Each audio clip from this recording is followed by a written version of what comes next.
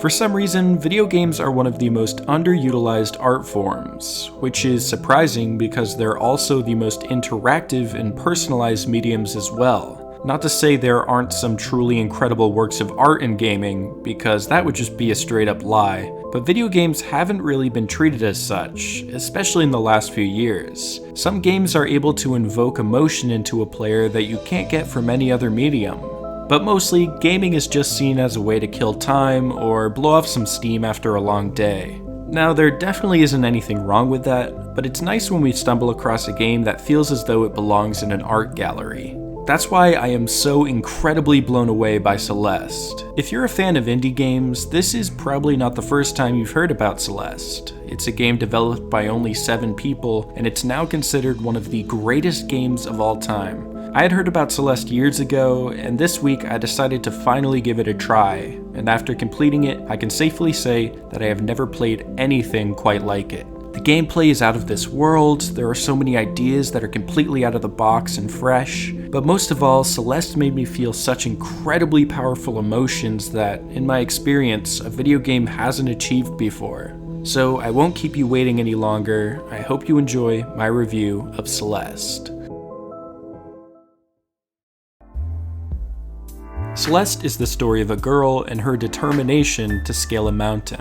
It's a very simple story to justify the game's classic platforming gameplay, but it's also a story brimming with metaphors and relatability. On her journey up the mountain, we learn so much about this girl and her battle with mental illness, specifically anxiety surrounding panic attacks and depression. I won't go into detail to avoid spoilers, but Celeste has easily the most accurate depiction of mental illness I have ever seen in a video game. The themes in Celeste can be relatable to pretty much anybody, especially someone who might be going through something similar. The characters you meet along the way are also extremely charming, and the conversations you have with them feel so realistic. Obviously, there's no hiding the awkwardness when it comes to talking about such fragile subjects, but nothing feels cheap here. Nobody's monologuing about how to beat depression. Each conversation is meaningful and flows like a real conversation I might have with my closest friends. Some moments in Celeste made me actually tear up a bit, which pretty much never happens for me when I'm playing a video game. Most games try to trick you into feeling something with cheap character deaths and shoehorned emotional cutscenes, but I found myself genuinely invested in the main character's mental battles. Speaking of mental battles, this game is actually really hard. The platforming in Celeste is very fine-tuned, and you will need to be progressing with pinpoint accuracy. If you're even a few inches from where you want to end up, chances are you're not going to make it. The gameplay is all pretty simple at the start. The only 3 buttons you actually have to use are for jumping, dashing, and climbing, but the way these simple movements evolve throughout the game is really cool. While yes, you need to be pinpoint accurate for a lot of things, the game also allows you to bend each mechanic to make the gameplay feel like your own creation. Sometimes you'll need to time a dash to get a platform to move, other times you aren't allowed to dash at all to reach an objective. There isn't a single room in this game that is rehashing ideas from the previous. Each new location is constantly throwing new obstacles at you, making the game feel entirely fresh all the way to the end. A lot of the platforming ideas in Celeste are ones that I have never seen before in a game. There are so many brand new concepts being used, especially when bosses at the end of each level show up. There's a boss fight in this game where you have to speedrun through a dungeon while avoiding 5 other versions of you perfectly following the exact path you're taking. I mean, come on, that's pretty genius. There's also a ton of replayability in Celeste because it is by no means a linear experience. There are over 200 collectible strawberries that each have their own insane challenges surrounding them. There are tons of cool Easter eggs like the Pico 8 minigame or the white block from Mario 3. Plus you can find these remix collectibles that will pretty much double the amount of levels in the game.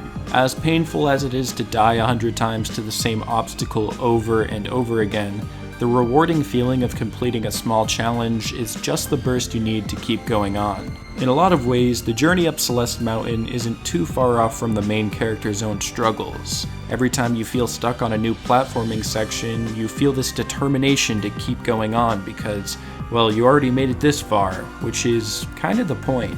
The main character, just like you, is proving to herself that she can keep going. Both the story and gameplay elements morph into each other perfectly. And I would be kicking myself if I didn't mention the music in this game. Celeste's soundtrack is by far my favorite I have heard from any video game I played this year. Every track evolves as you progress through each level, which keeps the music fresh all throughout the game.